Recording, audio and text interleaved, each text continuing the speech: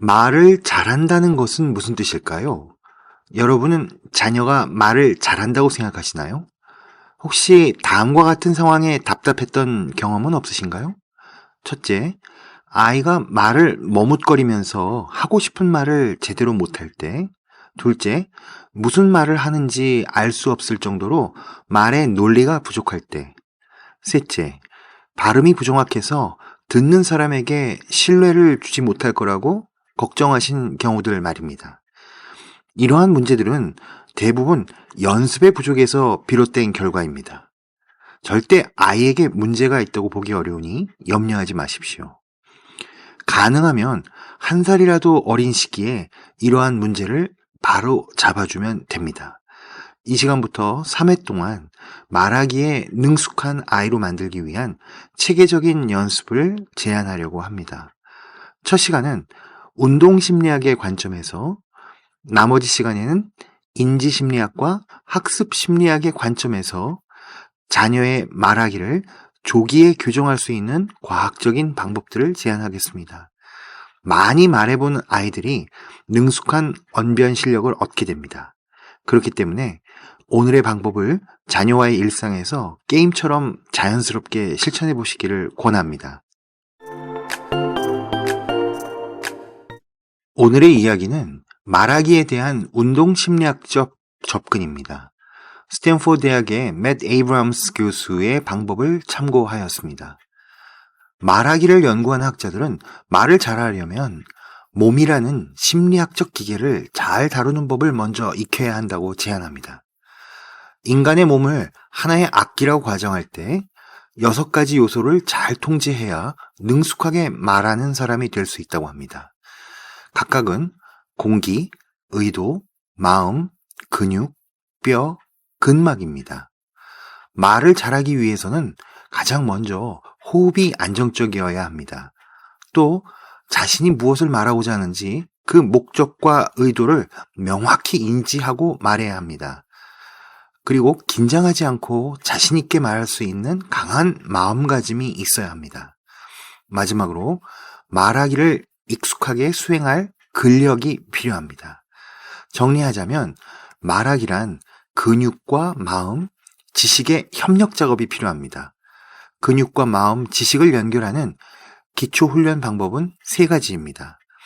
이 3가지는 각각 빠르게 읽고 말하기, 느리게 흉내내기, 그리고 노래하기입니다. 첫째, 읽고 말하기 앞에 빠르게가 붙은 이유는 호흡의 문제를 해결하기 위해서입니다. 안정된 호흡으로 공기를 조절하는 훈련은 긴장이 없는 상황에서는 효과가 적습니다. 우리는 사람들이 지켜보는 가운데 말을 하려고 할 때 아드레날린으로 인해 심장이 빠르게 뛰면서 호흡이 가빠지는 경험을 하게 됩니다. 결국 한 호흡에 많은 말을 할 수 있도록 훈련해 두면 그보다 더 느리게 말하는 상황에서 여유를 가지게 됩니다. 또한 빠르게 말하기는 입과 목 주변의 근육과 혀, 성대, 턱뼈의 움직임을 유연하게 만드는 기능을 합니다. 하지만 아이에게 처음부터 주제도 없이 무조건 말을 빠르게 하라고 하면 안 됩니다. 그래서 처음엔 읽기 자료를 주고 한쪽을 60초 안에 읽기와 같은 조건 하에 말하도록 해야 합니다. 다음 단계로 자신이 읽은 내용을 30초 안에 다시 빠르게 요약해서 설명하도록 합니다. 이 2과정은 어른이 하기에도 상당히 어렵습니다. 정확한 발음도 안 될 것이고 틀리게 읽고 말하는 단어들이 속출할 것입니다. 하지만 전문가들은 한 달 정도의 꾸준한 훈련을 권장합니다. 한 달이 지나면 점점 실수가 줄고 말하기에 놀라운 발전이 있을 것입니다. 천천히 말할 상황이 오면 호흡도 잘 조절하게 되고 말하기에 이용되는 근육들을 편하게 조정하는 자신감을 얻게 됩니다. 둘째, 느리게 흉내내기는 뉴스 앵커처럼 말하기 훈련이라고 생각하시면 됩니다. 인터넷을 보면 기사 내용과 앵커의 멘트가 함께 제시된 자료들이 많습니다. 뉴스 앵커가 말하는 것과 똑같이 기사 내용을 읽어보는 연습을 하는 것입니다. 우리는 보통 나고 자란 지방의 사투리나 부모의 말투를 그대로 흉내내며 자랍니다. 그렇게 굳어진 사투리는 어른이 되어 고치기가 어렵습니다. 어린 시절부터 시작된 흉내내기는 무의식적으로 우리에게 청각기억과 근육기억으로 남겨집니다. 그래서 바람직한 흉내내기의 기회를 어린 시절부터 제공해야 합니다.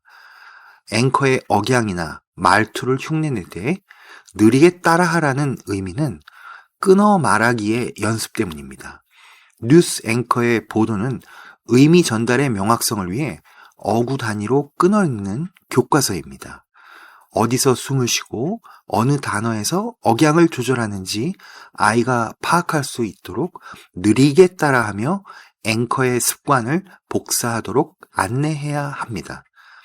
셋째, 노래하기는 이제 어느 정도 근육에 대한 훈련이 되었다고 했을 때 지식과 근육 운동의 연결을 연습하는 첫 번째 훈련이 됩니다. 이 노래하기에서 음정과 박자는 모두 무시하셔도 됩니다. 단지 아이가 알고 있는 기존의 노래에 가사를 바꿔서 부르는 게임입니다. 물론 부모님이 주제를 정해 주셔야 합니다. 생일날 먹고 싶은 음식이나 받고 싶은 선물을 나열하는 노래 가사여도 좋고 자기가 평소에 하고 싶은 말을 뮤지컬처럼 표현하도록 하면 됩니다. 노래가 가진 음률이나 마디 단위로 의미를 재구성해내야 하는 고도의 훈련입니다. 이상과 같은 세 가지의 훈련은 주로 근육 기억을 활성화하려는 목적에서 수행합니다. 한 달 이상 꾸준히 하셔야 효과를 얻을 수 있으니 믿음을 가지고 꾸준히 적용해 보시기 바랍니다. 근육 기억은 자전거 타기나 운전하기, 젓가락질처럼 특별한 의식 없이 반복 실행으로 신체에 습득된 기억입니다. 수십 년을 사용하지 않더라도 곧바로 다시 재생된다는 특징이 있습니다. 뇌와 기억을 연구한 학자들이 항상 제시하는 사례가 헨리 몰레슨의 연구입니다.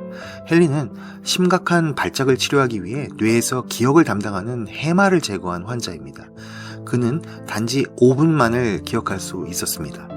그런 그가 단지 5분이면 잊혀질 기억을 가지고 그림을 배웠습니다.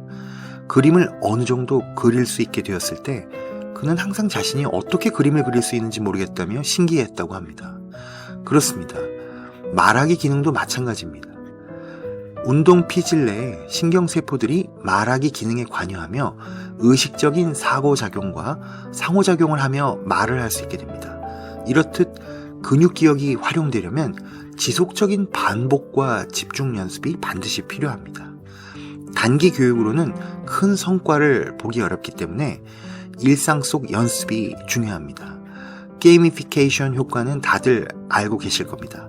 학습도 게임처럼 자녀와 일상 속에서 말하기 게임을 즐기시며 말하기라는 숙제를 풀어나가시길 바랍니다.